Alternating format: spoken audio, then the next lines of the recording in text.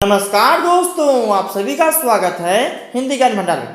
आज हम आपके लिए लेकर आए हैं टेट व सीटेट के लिए हिंदी के टॉप 30 क्वेश्चन जो कि पिछली परीक्षाओं में बार बार पूछे जाते हैं, जिस कारण से यह वीडियो आपके लिए बहुत ही महत्वपूर्ण होने वाला है। इसको बिना स्किप किए अंत तक पूरा देखिएगा। वीडियो पसंद आने पे वीडियो को लाइक और शेयर जरूर करिएगा। बिना किसी देरी के चलिए आप शुरू करते हैं। हाँ, तो पहला प्रश्न देखिए, कह रहा है कवि और उसकी रचना का कौन सा जोड़ा सही नहीं है। देखिए, बार बार हम कहते हैं जब नहीं वाला प्रश्न आए ना तो आप थोड़ा प्रश्नों को ध्यान से पढ़ा करिए, क्योंकि अक्सर लोग इसमें गलती कर देते हैं। ठीक ना, तो कहने की तात्पर्य है आपको ऐसा जोड़ा चुनना है जिसमें कवि और उसकी रचना गलत दी हो। ठीक ना, कवि का नाम या रचना गलत दिया हो। ऑप्शन क्या कह रहा है? ऑप्शन है शिवराज भूषण भूषण, शब्द रसायन देव, परिमल सूर्यकांत त्रिपाठी निराला, उद्धव शतक भारतेंदु हरिश्चंद्र। तो देखिए, जो पहला ऑप्शन है ना शिवराज भूषण, ये भूषण की रचना है, ये जोड़ा सही है, इसलिए नहीं होगा। शब्द रसायन, ये भी देव की रचना है, ये भी ऑप्शन सही है, इसलिए ये भी गलत होगा। और परिमल जो है वो सूर्यकांत त्रिपाठी निराला जी की ही रचना है, इसलिए ये भी जोड़ा सही है, ये भी नहीं होगा। जो लास्ट ऑप्शन है ना उद्धव शतक, ये भारतेंदु हरिश्चंद्र की रचना ना होकर किसकी रचना है? जगन्नाथ दास की रचना है, इसलिए यह जोड़ा गलत है, इसलिए ऑप्शन डी वाला सही हो जाएगा। चलिए अगला प्रश्न देख लेते हैं। प्रश्न संख्या 2 कह रहा है लेखक और उसकी कृति में युग्म में कौन सा युग्म गलत है। अब देखिए, ऊपर था कवि और रचना था, यहाँ पे लेखक और उसकी रचना दिया गया है। ऑप्शन कह रहा है बोलगा से गंगा राहुल संकीर्तन, सूरज का सातवां घोड़ा धर्मवीर भारती, आर्यों का आदि देश डॉक्टर संपूर्णानंद, और लास्ट ऑप्शन है दर्शन दिग्ध दर्शन रामचंद्र शुक्ल। तो देखिए, जो इसमें ऑप्शन ए वाला है ना बोलगा से गंगा राहुल संकीर्तन की रचना है, ये भी नहीं होगा। सूरज का सातवां घोड़ा बहुत मशहूर रचना है धर्मवीर भारती की, ये भी सही जोड़ा, ये भी नहीं होगा। और जो तीसरा ऑप्शन है आर्यों का आदि देश डॉक्टर संपूर्णानंद, ये भी उन्हीं की रचना है, ये भी नहीं होगा। जो लास्ट ऑप्शन है ना दर्शन दिग्दर्शन, ये आचार्य रामचंद्र शुक्ल की रचना ना होके ये किसकी रचना है? राहुल सांकृत्यायन की। ठीक है, यह युग्म क्या है? गलत है, इसलिए ऑप्शन डी वाला सही हो जाएगा। चलिए अगला प्रश्न देख लेते हैं।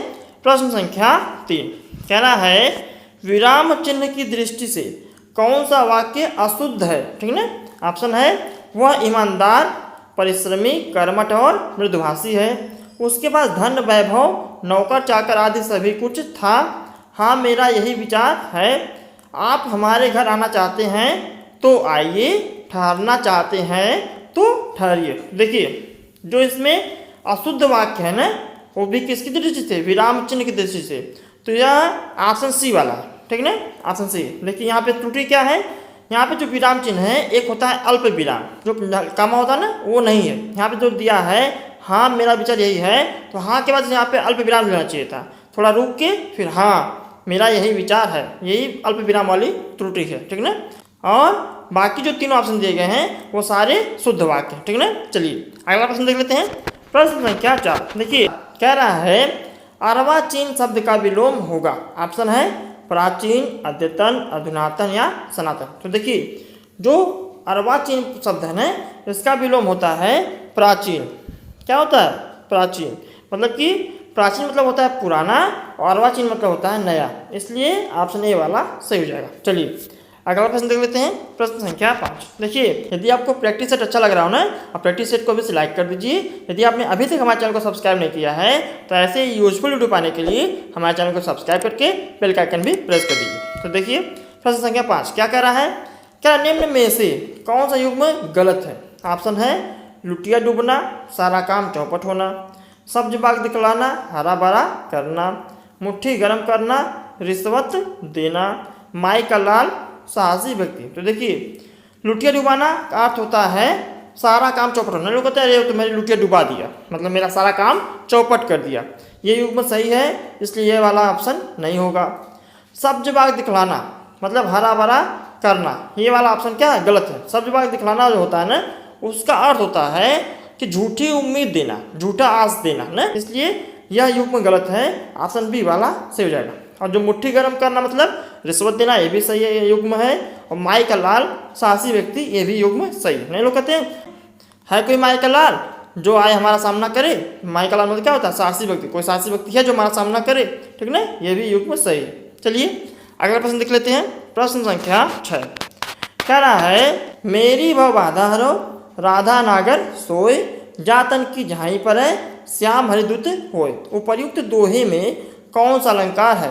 ऑप्शन है अनियोक्ति, यमक, श्लेष या रूपक। तो देखिए हमने जो अपना अलंकार वाला वीडियो बनाया था ना, उसमें बताया था कि ऐसे अलंकार जहाँ पे एक शब्द आए उस शब्द के अनेक अर्थ निकले, वहाँ पे श्लेष अलंकार होता है। तो देखिए जो यहाँ पे हरित शब्द आया है, इस हरित शब्द के अनेक अर्थ हैं, इसलिए यहाँ पे श्लेष अलंकार हो जाएगा। ठीक है, ऑप्शन सी वाला से हो जाएगा श्लेष अलंकार। और हरित शब्द का यहाँ पे क्या क्या अर्थ निकल रहा है? एक हरित का अर्थ निकल रहा है हर लेना, नहीं लोग कहते हैं हरित मतलब कि हमारे दुख को हर लीजिए, और दूसरे हरित का अर्थ निकल रहा है कि हर्षित होना। ठीक है, प्रसन्न होना, हर्षित होना। और एक तीसरा अर्थ भी निकल रहा है यहाँ पे, हरित मतलब होता है हरा रंग। हरित मतलब क्या होता है? हरा रंग से तात्पर्य होता है। ठीक है, तो चलिए अगला प्रश्न देख लेते हैं। प्रश्न संख्या 7 कह रहा है देशभक्ति में कौन सा समास है? ऑप्शन है द्वंद्व, कर्मधारय, तत्पुरुष और दुग्ध। देखिए जहाँ पर उत्तर प्रत्यय की प्रधानता हो और कारक चिन्ह का लोप होता है, वहाँ पे कौन समास होता है? वहाँ पे तत्पुरुष समास होता है। देखिए यहाँ पे जो देशभक्ति शब्द आया है ना, यदि आप इसका समास विग्रह करेंगे ना तो क्या होगा? देश के लिए भक्ति। अब यहाँ जो के लिए शब्द आया ये क्या है? कारक चिन्ह है। कारक चिन्ह के नहीं चाहिए। जैसे कर्ता ने कर्म को कर्ण से संप्रदान के लिए, चतुर्थ विभक्ति का जो आया ना कारक चिन्ह के लिए, अब यहाँ पे जब इसका जब समास हो रहा है तो के लिए का लोप हो जा रहा है। देश के लिए व्यक्ति का जब समास विग्रह का जब समास करेंगे तो यहाँ के लिए का लोप हो नहीं हुआ, देशभक्ति बन गया। और यहाँ पे जो उत्तर पद है भक्ति, ये क्या है? ये उसका प्रधानता इसमें दिखाई जा रही है कि देश के प्रति वो भक्ति दिखा रहा है, देश के प्रति वो वफादारी दिखा रहा है, इसलिए यहाँ पे तत्पुरुष समास हो जाएगा। ऑप्शन सी वाला सही हो जाएगा। चलिए अगला प्रश्न देख लेते हैं। प्रश्न संख्या 8 कह रहा है वैदेही वनवास किसकी रचना है? ऑप्शन है अयोध्या सिंह उपाध्याय हरिऔध, रामधारी सिंह दिनकर, मैथिली शरण गुप्त या श्रीधर पाठक। तो देखिए जो ये वैदेही वनवास रचना है ना, ये अयोध्या सिंह उपाध्याय की बहुत ही मशहूर रचना है। ऑप्शन ए वाला सही हो जाएगा। चलिए अगला प्रश्न देख लेते हैं। प्रश्न संख्या 9 कह रहा है निम्न में से पुल्लिंग शब्द का चयन कीजिए। ऑप्शन है पहिया, लिखावट, पखावज या मझधार। देखिए जब शब्द दे देता है ना, उसमें स्त्रीलिंग पुल्लिंग छांटने के लिए कर देता है, तो बहुत लोगों को समस्या होती है, लोग जल्दी से उसको छांट नहीं पाते। तो इसको छांटने का बहुत आसान तरीका है कि आप उस शब्द को उठाइए और किसी वाक्य में प्रयोग कर दीजिए। ठीक है ना, उस शब्द से संबंधित कोई वाक्य बना लीजिए और उसमें देख लीजिए कि उसमें कौन से शब्द का प्रयोग हो रहा है, तब आपको समझ में आ जाएगा कि वह स्त्रीलिंग शब्द है या पुल्लिंग शब्द है। जैसे यहाँ पे पहिया शब्द है ना, अब पहिया से संबंधित एक वाक्य बना लीजिए। जैसे पहिया घूम रहा है, पहिया चल रहा है, पहिया पंचर हो गया। तो यहाँ पे क्या है? सब में पुल्लिंग शब्द का बोध हो रहा है, नहीं हो रहा? यहाँ पर ये नहीं हो रहा कि पहिया घूम रही है, पहिया पंचर हो गई, ये नहीं हो रहा है। कैसे हो रहा है? बैठ कैसे रहा है कि पहिया घूम रहा है, मतलब रहा है। यहाँ पे क्या रहा है, ना कि रही। जब रहा आया तो क्या होगा? पुल्लिंग शब्द होगा, इसलिए ऑप्शन ए वाला सही रहेगा। पहिया, पहिया पुल्लिंग शब्द है। इसी प्रकार से आप और भी शब्दों को वाक्य में प्रयोग करके पहचान सकते हैं। ठीक है ना, चलिए अगला प्रश्न देख लेते हैं। प्रश्न संख्या 10 कह रहा है निम्न में संयुक्त व्यंजन कौन सा नहीं है? देखिए नहीं पूछा है। ऑप्शन है य, छ, त्र और ज्ञ। तो देखिए जो संयुक्त व्यंजन होते हैं ना, वो कितने होते हैं? 4 होते हैं। 4 संयुक्त व्यंजन होते हैं। कौन कौन से होते हैं? छ होता है, त्र होता है, ज्ञ होता है और स्र होता है। ठीक है ना, ये 4 संयुक्त व्यंजन होते हैं। जो यह है ना, ये अंतस्थ व्यंजन में आता है। अंतस्थ व्यंजन भी 4 ही होते हैं, य व र ल, य व र ल। देखिए यदि आपको व्यंजन से संबंधित समस्या हो रही है ना, कौन से संयुक्त व्यंजन होते हैं, कौन से अंतस्थ व्यंजन होते हैं, कौन से ऊष्म व्यंजन होते हैं, तो आप हमारा वर्णमाला वाला वीडियो देख लीजिए और उससे संबंधित एक प्रैक्टिस सेट है, उसको सॉल्व कर लीजिए, आपका सारा कन्फ्यूजन दूर हो जाएगा। ठीक है ना, चलिए इसमें क्या सही हो जाएगा? इसमें सही हो जाएगा ऑप्शन ए यह आपका संयुक्त व्यंजन नहीं है। वो क्या है? यह अंतस्थ व्यंजन है। और बाकी तीनों छ, त्र, ज्ञ, ये तीनों संयुक्त व्यंजन है। चलिए अगला प्रश्न देख लेते हैं। प्रश्न संख्या 11 क्या रहा है मृत्युंजय पद में कौन सा समास है? ऑप्शन है द्विगु, कर्मधारय, बहुव्रीहि या द्वंद्व। देखिए वह समास जहाँ पे अन्य पद की प्रधानता होती है वहाँ पे कौन समास होता है? वहाँ पे बहुव्रीहि समास होता है। देखिए अब जो मृत्युंजय शब्द आया है, यदि आप इसका समास विग्रह करेंगे तो समास इसका क्या हो जाएगा कि मृत्यु पर विजय प्राप्त करने वाला, अर्थात भगवान शिव। अब देखिए यहाँ पे जो अर्थात करके भगवान शिव आए हैं, अब वहाँ पे जो तीसरा पद है, भगवान से वो तीसरे पद होंगे ना, अब वहाँ पे उनकी प्रधानता दी जा रही है, इसलिए यहाँ पे बहुव्रीहि समास हो जाएगा। ऑप्शन सी वाला से हो जाएगा। चलिए अगला प्रश्न देख लेते हैं। प्रश्न संख्या 12 कह रहा है अलंकार में किस उपसर्ग का प्रयोग है? ऑप्शन है अल, अलन या अलम। देखिए जो ये अलंकार शब्द है ना, ये दो शब्दों से मिलकर बना है, अलम प्लस कार, ठीक है ना। देखिए जो कार शब्द है इसमें अलम उपसर्ग जोड़ने से अलंकार शब्द की उत्पत्ति होती है, ठीक है ना। ऐसे शब्दांश जो किसी भी शब्द के आगे जोड़ के उस शब्द का आकार और अर्थ बदल देते हैं उसे उपसर्ग कहते हैं, ठीक है ना। तो यहाँ पे क्या हो जाएगा? अलम उपसर्ग हो जाएगा, ठीक है ना। अलंकार में अलम उपसर्ग जोड़ के अलंकार शब्द बना है, इसलिए ऑप्शन डी वाला सही हो जाएगा। चलिए अगला प्रश्न देख लेते हैं। प्रश्न संख्या 13 कह रहा है यह पुस्तक किसकी है? में रेखांकित शब्द का पद परिचय दीजिए। ऑप्शन है सार्वनामिक विशेषण पुस्तक विशेष्य, एक वचन स्त्रीलिंग, सर्वनाम एक वचन स्त्रीलिंग, गुणवाचक विशेषण पुस्तक विशेष एक वचन, संबोधन अव्यय। देखिए यहाँ पे जो यह वाक्य दिया गया है कि यह पुस्तक किसकी है, इसमें जो यह शब्द है ना, इसका पद परिचय हो जाएगा कि यह सार्वनामिक विशेषण है और इसका विशेषण का विशेष क्या हो जाएगा? विशेष हो जाएगा पुस्तक, और यह एक वचन है और स्त्रीलिंग है, ठीक है ना, इसलिए ऑप्शन ए वाला सही हो जाएगा। चलिए अगला प्रश्न देख लेते हैं। प्रश्न संख्या 14 कह रहा है विश्लेषण शब्द का विलोम होगा।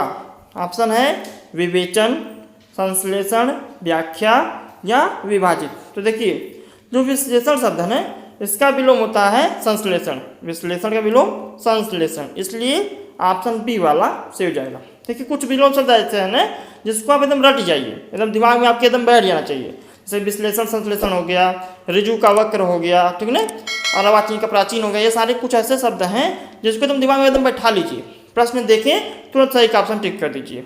चलिए अगला प्रश्न देख लेते हैं। प्रश्न संख्या 15 कह रहा है जिनका उच्चारण ऊपर के दांतों पर जीभ लगाने से होता है उसे क्या कहते हैं? ऑप्शन है कंठ, दंत्य, मूर्धन्य या अनुनासिक। देखिए जिसका उच्चारण, जिस भी वर्ण का उच्चारण, जिस भी व्यंजन का उच्चारण ऊपर के दांत पर जीभ लगाने से होता है ना, उसे हम कहते हैं दंत्य, वो दंत वर्ग के व्यंजन होते हैं, इसलिए ऑप्शन बी वाला सही हो जाएगा। और जिसका उच्चारण कंठ से होता है उसे कंठ कहते हैं, जिसका उच्चारण नासिक से होता है उसे अनुनासिक कहते हैं। चलिए अगला प्रश्न देख लेते हैं। प्रश्न संख्या 16 कह रहा है निम्नलिखित में से उसमें व्यंजन कौन से हैं? ऑप्शन है स स स, अब स, च छ ज, य र ल। देखिए उसमें व्यंजन का अर्थ क्या होता है कि ऐसे व्यंजन जिसको उच्चारण करने पर, जिसका उच्चारण करने पर आपके मुंह से गर्म हवा निकले, इसलिए इसे उस व्यंजन कहा जाता है। तो देखिए जब आप स स स का उच्चारण करते हैं ना तो आपके मुंह से हवा निकलती नहीं निकलती है? स स स उच्चारण करके देखिए, स स स निकल रही हवा ना, इसलिए यहाँ पे ऑप्शन ए वाला सही हो जाएगा। ये जो तीनों व्यंजन है ना ये उस व्यंजन के अंतर्गत आते हैं। चलिए अगला प्रश्न देख लेते हैं। प्रश्न संख्या 17 कह रहा है अत्यधिक का विलोम क्या है?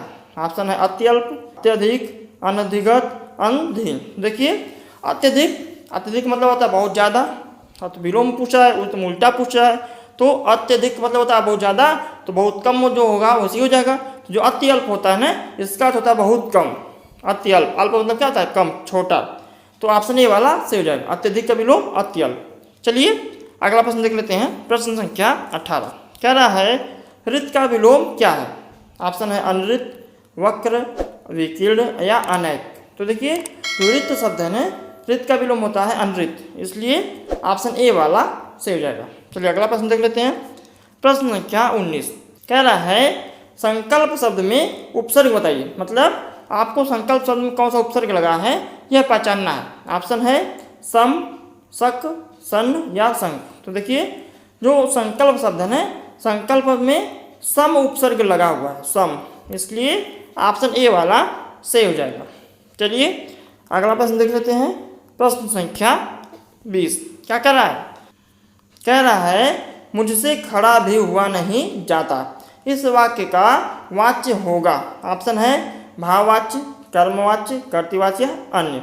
देखिए हमने जो वाच्य वाला वीडियो बनाया था ना उसमें आपको डिटेल में समझाया था कि जहाँ पे कर्ता की प्रधानता होती है वहाँ पे कर्तृवाच्य, जहाँ पे कर्म की प्रधानता होती है वहाँ पे कर्मवाच्य, जहाँ पे भाव की प्रधानता होती है वहाँ पे भाववाचक। देखिए कहना कितना आसान है, लेकिन जब वाक्य दे देता है उसमें पहचानने में बड़ी समस्या हो जाती है। इसलिए हमने एक स्पेशल वीडियो बनाया है वाक्य वाला, जिसमें हमने अच्छे से डिफाइन किया हुआ है, जिसको देखने के बाद आप वाक्य का सारा प्रश्न आसानी से हल कर लेंगे। उसके बाद प्रैक्टिस सेट भी बनाया हुआ है, ठीक है ना, तो आप उसको देख लीजिए, आपका वाक्य से संबंधित सारा कन्फ्यूजन दूर हो जाएगा। तो यहाँ पे देखिए कहना कि मुझसे खड़ा भी हुआ नहीं जाता। अब यहाँ पे देखिए यहाँ पे किसकी प्रधानता, यहाँ पे भाव की प्रधानता है ना, कि उससे खड़ा भी नहीं हो जाता। यहाँ वह क्या इतना अस्वस्थ है, उसकी अस्वस्थता का भाव नजर आ रहा है, इसलिए यहाँ पे भाववाच्य हो जाएगा। ऑप्शन ए वाला सही हो जाएगा। चलिए अगला प्रश्न देख लेते हैं। प्रश्न संख्या 21 कह रहा है तद्भव और उसके तत्सम का कौन सा मेल गलत है। ऑप्शन है लौंग लवंग, अंत अंत्र, लुनाई लावण्यता, आयासु आदेश। देखिए जो ऑप्शन ए में है ना लौंग, इसका जो तत्सम है लवंग होता है, ये भी ऑप्शन सही है, ये नहीं होगा। आंत का अंतर होता है तत्सम, ये भी नहीं होगा। देखिए जो लुनाई शब्द आया है ना लुनाई, इसका जो तत्सम होता है वो लावण्यता न होके क्या होता है लवणता होता है, लवणता, इसलिए यह युग्म गलत है, इसलिए यह ऑप्शन सी हो जाएगा, ऑप्शन सी। जो ये आयसु है, आयसु का तत्सम आदेश होता है। चलिए अगला प्रश्न देख लेते हैं। प्रश्न संख्या 21 कह रहा है लेखक और उसकी रचना का कौन सा जोड़ा गलत है। ऑप्शन है संस्कृत के 4 अध्याय रामधारी सिंह दिनकर, रसज्ञ रंजन आचार्य महावीर प्रसाद द्विवेदी, स्कंद गुप्त लक्ष्मी नारायण मिश्र, अशोक के फूल आचार्य हजारी प्रसाद द्विवेदी। तो देखिए जो संस्कृत के 4 अध्याय है ना ये रामधारी सिंह दिनकर की रचना है, ये भी सही है। रसज्ञ रंजन जो है ये आचार्य महावीर प्रसाद द्विवेदी की रचना है, ये भी सही है। जो ये स्कंद गुप्त रचना है ना ये लक्ष्मी नारायण मिश्र की ना होके जयशंकर प्रसाद की है। जयशंकर प्रसाद का बहुत मशहूर नाटक है ये, ठीक है ना, इसलिए यह युग्म गलत है, इसलिए ऑप्शन सी वाला सही हो जाएगा। और ये जो अशोक के फूल हैं ये आचार्य हजारी प्रसाद द्विवेदी की ही रचना है। चलिए अगला प्रश्न देख लेते हैं। प्रश्न संख्या 23 कह रहा है हिंदी भाषा में कितनी बोलियां हैं। ऑप्शन है 15, 25, 18 या 22। तो देखिए हिंदी भाषा है ना, हिंदी भाषा को 5 उपभाषाओं में बांटा गया है। उन उपभाषाओं की सभी बोलियों को गिनने के बाद 18 बोलियां मिलती हैं। तो हिंदी भाषा में इस समय 18 बोलियां हैं, ऑप्शन सी वाला सही हो जाएगा। चलिए अगला प्रश्न देख लेते हैं। प्रश्न संख्या 24 कह रहा भारतेंद्र युग में निकलने वाली पत्रिका के युग्म है, मतलब कि वह युग्म आपको चुनना है जो दोनों पत्रिकाओं का नाम दिया गया सभी में, दोनों पत्रिकाएं भारतेंद्र युग में ही प्रकाशित हुई हों। ऑप्शन है कवि वचन सुधा, हिंदी प्रदीप, सरस्वती माधुरी, कल्पना ज्ञानोदय, नवनीत कादम्बिनी। देखिए जो ऑप्शन ए वाला है ना कवि वचन सुधा, हिंदी प्रदीप, ये दोनों भारतेंद्र युग में निकलने वाली पत्रिका का युग्म है, इसलिए ऑप्शन ए वाला सही हो जाएगा। जो ये कवि वचन सुधा है ये 1968 में प्रकाशित हुई थी, और जो ये हिंदी प्रदीप है ये 1877 में प्रकाशित हुई थी, ये भी आप जानते रहिए। चलिए अगला प्रश्न देख लेते हैं। प्रश्न संख्या 25 कह रहा है तद्भव पत्रिका के संपादक का नाम है। ऑप्शन है लीलाधर जगुड़ी, विश्वनाथ प्रसाद तिवारी, हरि प्रकाश उपाध्याय या अखिलेश। देखिए तो ये तद्भव पत्रिका है ना, इसके जो संपादक हैं उनका नाम है अखिलेश, इसलिए ऑप्शन डी वाला सही हो जाएगा। चलिए अगला प्रश्न देख लेते हैं। प्रश्न संख्या 26 कह रहा है 12 बरस लव कुकुर जीवे और 13 लव जीवे सियार। यह पंक्ति किसकी है। ऑप्शन है विद्यापति, चंद्रबरदाई, नरपति नाल, जगनिक। देखिए तो यह पंक्ति दी गई है ना कि 12 बरस लव कुकर जीवे और 13 लव जिये सियार। यह पंक्ति जो एक मशहूर रचना है परमाल रासो उसमें से लिया गया है। उस रचना के जो रचनाकार हैं उनका नाम क्या है जगनिक, इसलिए ऑप्शन डी वाला सही हो जाएगा। चलिए अगला प्रश्न देख लेते हैं। प्रश्न संख्या 27 कह रहा है निम्नलिखित में से किस देश में हिंदी भाषा का प्रयोग लिखने एवं बोलने में किया जाता है। ऑप्शन है ऑस्ट्रेलिया, दक्षिण अमेरिका, पाकिस्तान या मॉरिशस। देखिए जो मॉरिशस देश है ना वहाँ पे हिंदी भाषा का प्रयोग लिखने में और बोलने में दोनों में किया जाता है, ठीक है ना। हिंदी भाषा को सीखने में बड़ा जोर दिया जाता है वहाँ पे, ऑप्शन डी वाला सही हो जाएगा। लेकिन जो वहाँ पे सरकारी काम होते हैं ना, सरकारी काम के लिए इंग्लिश ही प्रयोग की जाती है, ठीक। चलिए अगला प्रश्न देख लेते हैं। प्रश्न संख्या 28 कह रहा है सूर सागर किस भाषा की रचना है, मतलब सूरसागर सूरदास की बहुत मशहूर रचना है ना, वो किस भाषा में रचित है। ऑप्शन है अवधी, बुंदेली, ब्रज या छत्तीसगढ़ी। तो देखिए जो सूरसागर रचना है ना वो ब्रज भाषा की रचना है। ऑप्शन सी वाला सही हो जाएगा।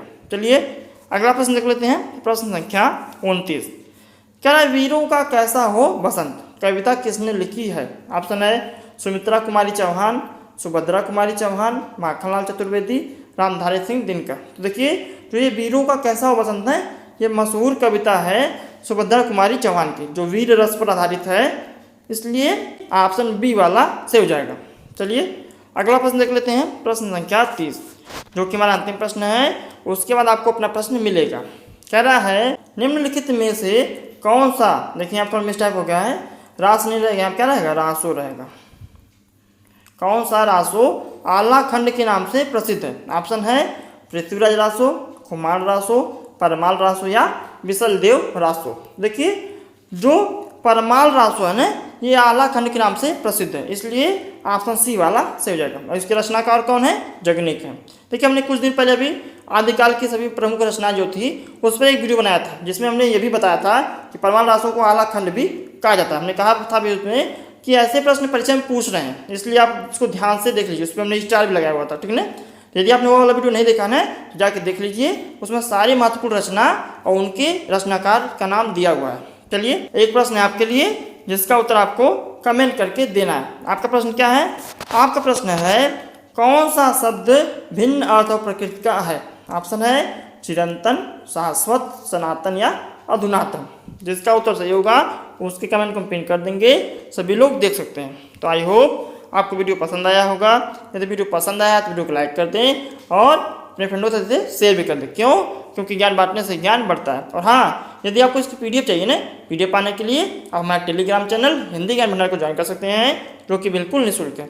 और हमारे सभी वीडियो को पाने के लिए हमारे चैनल हिंदी ज्ञान भंडार को सब्सक्राइब करके बेल का आइकन भी प्रेस कर दीजिए। तो मिलते हैं नए वीडियो में नए टॉपिक के साथ, तब तक के लिए धन्यवाद। Thanks for watching.